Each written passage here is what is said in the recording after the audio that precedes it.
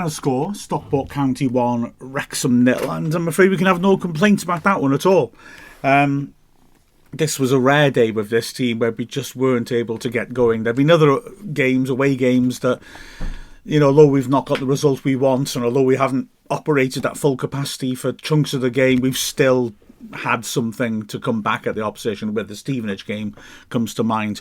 But Stockport were a better team and should have won by more in this match, to be honest. It was only a triple substitution after an hour which actually really got us into this game. And remarkable that it was only a long-range brilliant goal that separated the two sides. And also remarkable that we were in with a shot at the end when Stockport started to look a bit leggy of actually snatching a point. A lot of that down to Callum Burton, frankly, making his league debut for us, as of course Arthur Okonkwo was out injured, and he was utterly outstanding. But anyway, let's tell the story of the game, although it was a bit depressing, to be honest. We started well, actually. We got at them, started well. Very positive on the front foot, hurrying them in their own half. But once they settled into their passing rhythm, we had problems. Bate in midfield was looking to regulate play, everything really coming through him, very tidy on the ball. Louis Barry, of course, is a quality wide player. He's not a wide player, is he? He's a quality player who plays off the striker, dribbles and shoots, and he is obviously a player that I think, you don't want to gamble too much on his half of the pitch, and that's our right, where Barnett normally is driving forwards and Cannon is as well, and Cleworth. But on this occasion, we're all a little bit cautious because you know that leaving Barry unattended can be extremely costly.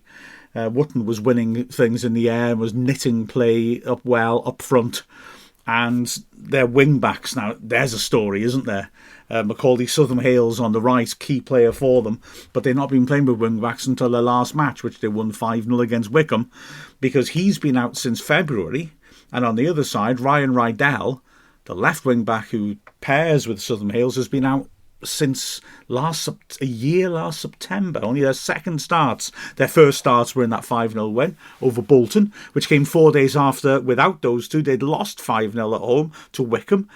Remarkable turnaround, and those two are crucial, and they really worked hard down those flanks, stretching Wrexham out, and we found ourselves dropping deeper and deeper, and really we weren't finding the strikers well. Palmer was doing well in the air, as was Butherson, who was chosen ahead of Mullin. They were both looking lively, but we really weren't getting good service of them at all. Our midfield dropping deep, and an awful lot of just hitting and hoping. And I really don't like it when people characterise Parkinson's Wrexham team in away games as just thumping it long.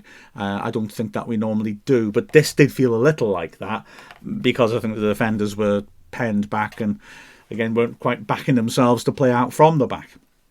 Really, the first threat on goal was the opening goal in the 24th minute, and it was a magnificent goal, as I said.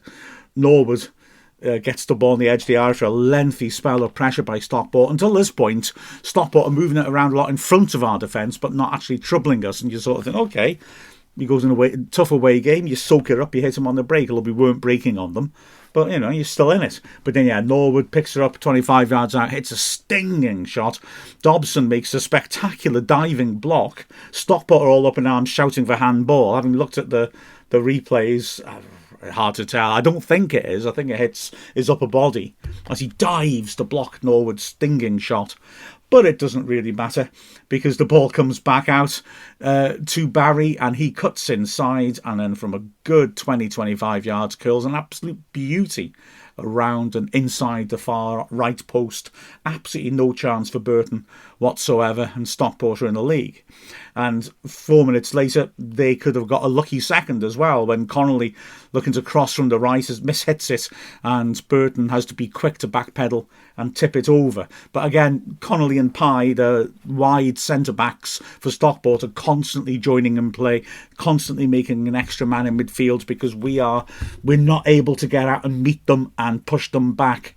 We're not, for me, really being brave enough on the ball on this occasion, and we're getting punished for it. Another 4 minutes, and very nearly a self-inflicted injury. Ball down the right is too strong. O'Connor wants it to run out for a goal kick, but he doesn't protect it well enough. Will Collar comes round the side of him as it's about to cross the line for a goal kick and manages to tackle him he's now, he's got past O'Connor. He's the only player in the box. It's a tightish angle, mind, cutting in from the right. He goes for power. Burton again, as he will be throughout, decisive, is very quick, makes himself big, and is able to block the shot behind for a corner. That corner is swept in, cleared, but Norwood drops it back in from the left flank. Pye gets up about 15 yards out, makes a good contact with his header. I think it may also take a flick off his marker just to make it a little bit more difficult. It's heading for the bottom right corner. Burton makes a really good full stretch save and pushes it to the side, but the first person to is his Horsefall, who is about 4 yards out. Again, tightish angle. Brilliant work by Burton, who's straight up on his feet and makes himself big again and makes another block. Outstanding work. So already Burton is keeping the score down. Then another opportunity. Rydell this time standing in a cross. Scar heading it clear, but straight to Norwood. About 25 yards out, he hits a lovely volley which just skims the bar. To be fair, Burton had it covered. He essentially pulls his hands down to say, I can see it's going over, but it's a great strike by Norwood. In the last minute of the half again, long ball forwards, this time by Hinchcliffe. Wootton wins it nicely, nods it down into the path of Rydell, who's running one-on-one with Burton. But again, quick decision-making by Burton, quick off his line, saves well at his feet. Rydell just gets there first, but Burton makes himself big and smothers it. Half-time couldn't come quickly enough, and Wrexham come out showing a bit of hunger at the start of that half, stepping up a little bit, but almost immediately caught out, concede the corner, and it could have been two. Norwood whipping another good ball in. His delivery from set pieces very good. Pye getting up this time around the penalty spot, higher than everyone else, will be disappointed to head it over the bar from a central position. Wrexham looking to get back at the first opportunity, really. Barnett doing well down the right, beating his man, drilling it into the near post. Bodvarson's made a good run to the near post. He makes those runs nicely, but he can't get his foot round the ball well enough. He's slightly outside the near post, and he essentially hits it the direction he's running and puts it wide. There was a defender right on him. It wasn't the easiest. Then Burton called into action again. I've got to say, surprised the ref allowed this one to run. Collar appeared to take Lee out as Lee was jumping in the air, but the ref doesn't give a foul, and Barry makes a great run down the left channel into the box. Powerful hit and another good save by Burton, protecting his near post. We make that triple substitution, which has an impact on the game. So Mullin replaces Bodvarsson. At the back, O'Connell replaces Scar, and Rathbone comes on for Cannon. Interesting calls about those three. I'll talk about that later on. But I think one of the key things about this is O'Connell coming on for Scar gives us a player who will bring the ball out from the back and try to drive us forwards, because of course O'Connell's very good with his feet. And that is what happens. We start to improve. O'Connell now is bringing the ball out. He's sort of setting the example that we're not just going to knock it clear. Other players pick up on that. We are playing a bit higher up the pitch as well. Stockport maybe tire a little as well. Rathbone's energy is good. Cannon's basically run himself into the ground. And Mullin's movement is good. And Wrexham start to threaten. Firstly, Mullin on the left flank trying an impossible pass, it looked like.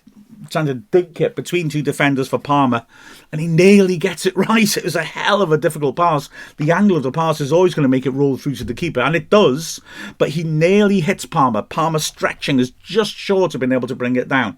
First real moment of hope as Wrexham look more involved. Then Elliot Lee nearly scores a Tom O'Connor goal, shall we call this? He rips one of those O'Connor-style corners in, right under the bar, and Hinchcliffe, the keeper, scrambling across, backpedaling, just acrobatically gets his fist to it, as it looked like it may well have gone straight in. Looking back in the highlights, it doesn't look as dramatic, but I can assure you, watching it at the time, it was a desperate save by him.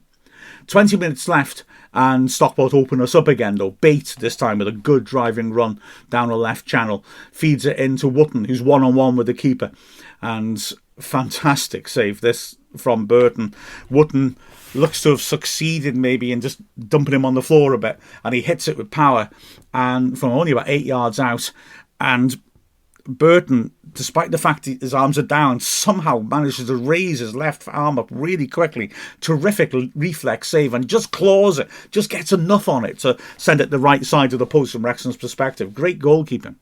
Wrexham bring on Mo Farl for Ollie Palmer, who, as I said, got a lot of change at the centre-backs, didn't get great service. And Wrexham again try to push on Barnett, who's looking lively down the right, but they're doubling up on him, and he's finding it hard to get space to get crosses in. Cuts inside, tries to lay the ball off wide, it ricochets kindly back to him, and he hits it from 20 yards. A good save low down to his left by Hinchcliffe, who holds on to that really well. Soon after that comes Wrexham's big chance of the match. McLean on the left-hand side with the outside of his foot puts a beautiful cross at the far post. Elliot Lee is unmarked, 6 yards out. He gets up well. He decides to head it back the direction he's facing and puts it just wide of the far post. Now, to be fair, Elliot Lee has scored a lot more goals with his head than I ever have. But I just wonder whether he was quite close, whether just getting it on target should have been the main priority rather than really making it difficult for the keeper. Anyway, it goes wide. Matty James comes on for George Dobson to try and get a grip on the game with 5 minutes left. 3 minutes after that, Lee sweeps the ball in, and Mullin at the far post from a good 15 yards out can't head the ball on target, takes a whack on their head for his troubles, which the referee doesn't really react to very quickly, worryingly, but he was okay. And in added time, as Wrexham push on, we've changed by now to the diamond midfield with 4 at the back and O'Connor stepping into midfield. It's actually Stockport making chances on the break. They haven't made chances really since the substitution, hardly, only a couple. But now they start to open things up. Tanto Olafe's come on up front. He scored a hat-trick against us in the corresponding fixture last season.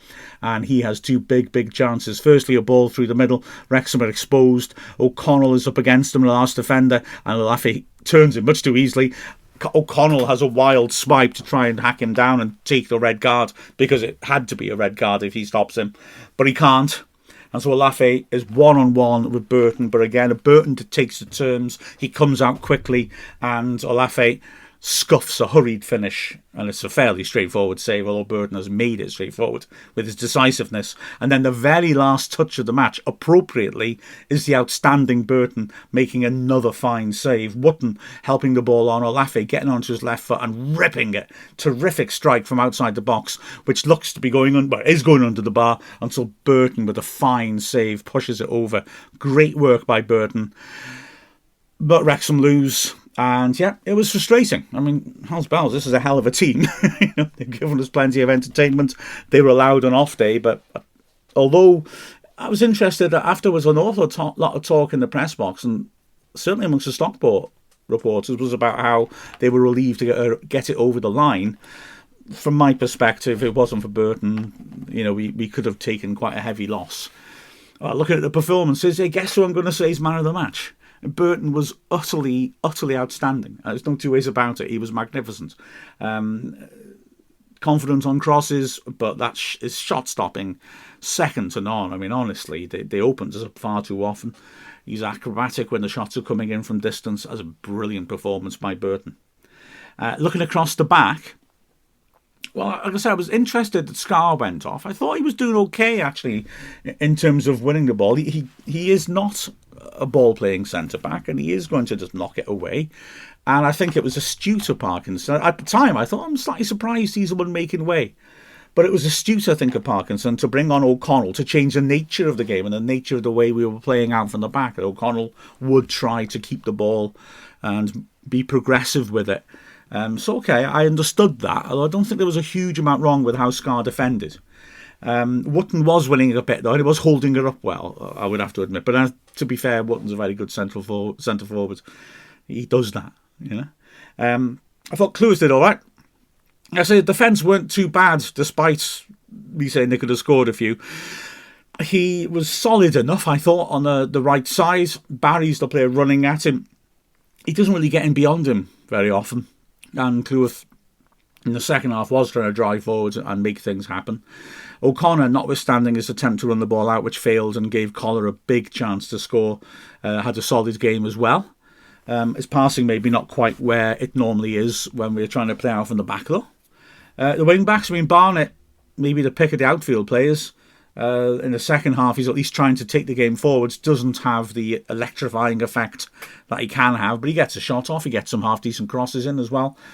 So he didn't have a bad game at all. McLean That ball in for Lee was a beauty with the outside of his foot, but he wasn't able to cause too many problems attacking, really. We did get him up the pitch a lot more in the last half hour, like I say. He played one lovely little ball in behind for Mullin on the flank, and Mullin pulled it back in, but we couldn't finish it. In the middle of midfield, well, we lost midfield badly in the first half, if I'm honest. And that's, again, these substitutions that I thought in many ways Cannon was the best of our midfield three while he was on the pitch. Difficult to be good when you're off the pitch. You know what I mean. But his game is more energy, isn't it? He was fighting hard, but we were just dropping back as a unit, and it was harder and harder for him to influence the game. But he really rolled his sleeves up and against his old team, his fans so half-heartedly booing him when he touched the ball. He had to sort of fire it in to try and get back at them, if you will, and make a point.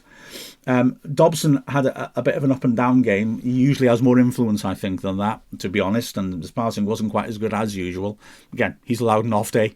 He made some good challenges, did make some good passes, but yeah, it wasn't quite able to have that influence that we really want, where he really pulls the strings. And then Elliot Lee, again, difficult to find many opportunities to be creative. He did put a couple of good crosses in, and that corner which troubled the keeper. He had that headed chance as well, but he wasn't really able to find all that much space going forwards. I thought Palmer and Bothersson did well in the first half, considering how little they had to work with. Palmer won quite a few headers, Bothersson won some as well, and at that 5-minute front foot period right at the start of the game, we were hitting them and they were bringing players into play nicely. But as the game wore on, they were getting more and more isolated. They were having to come back to help out, and we weren't able to make the most of them. As for the subs, like I say, they made a difference. O'Connell was very good, notwithstanding his attempt to get a red card at the end, but he had to try and do it. But it was the mistake leading up to it where he allowed Laffy to turn. That was the one mistake he made, but he did well and he lifted the team. Rathbone again was battling away, and again with Rathbone you would hope that he'd be able to take the game higher at the pitch. In midfield's playing 10-15 yards higher up, and it did, and he hassled the Stockport players again with great energy. Bringing him off the bench means you've got a lot of energy there, doesn't it? And then the third player to come on, of course, was Mullin. And Mullin made, again, some good runs. We didn't even know we had more of the game at this point. I didn't think we found him enough, though. If I'm honest, he was working so hard, dropping off, exhorting his teammates to greater efforts, but we just didn't really give him much to chew on. It didn't have any real chances in the box.